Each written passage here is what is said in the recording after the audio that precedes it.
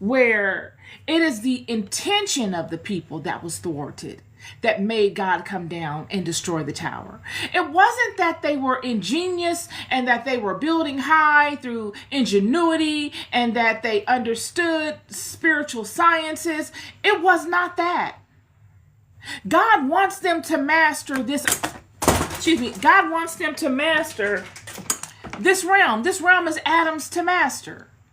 But Adam must master it with the right spirit. I'll read something to you. Chapter 11 of the book of Genesis, verse 4. And they said, Go to, let us build us a city and a tower, whose top may reach unto heaven, and let us make us a name, lest we be scattered abroad upon the face of the earth, the whole earth.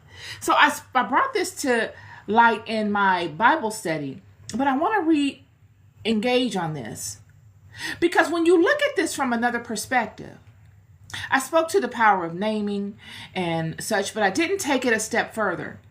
I was more so engrossed in another theory that I conveyed in the Bible study. But today I want to park right here, and I want to focus on what is being conveyed literally.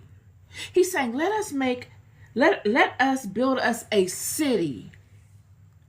A city. What is a city? A city is a region, a defined region that encloses people. That is a city. So if you think of, I live in Los Angeles. If you think of Los Angeles, I live in a particular zip code that is conducive to the Los Angeles city.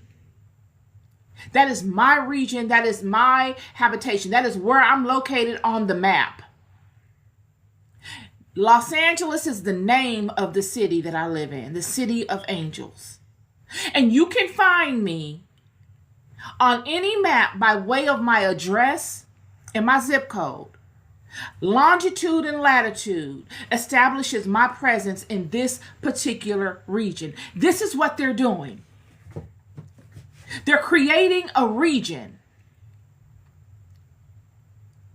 distinctive to a particular name and a particular location that inhabits a particular group of people with a particular mindset.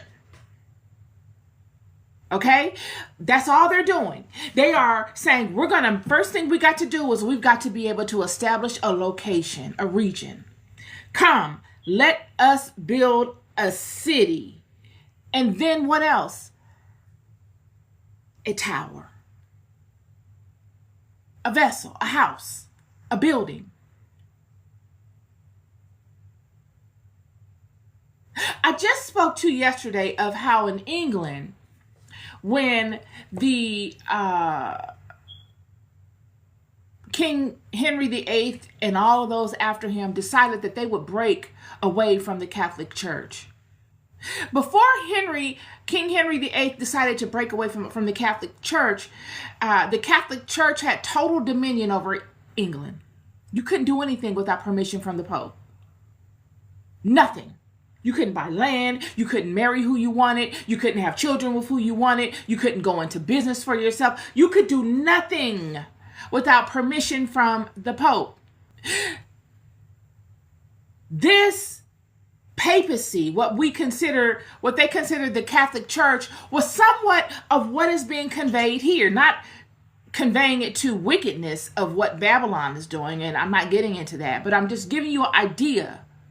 You have a centralized location, and then you have a building, a distinct building that is distinguished within this region for the purposes of housing a particular intention that all those of the region align to. The same thing going on here at Babylon.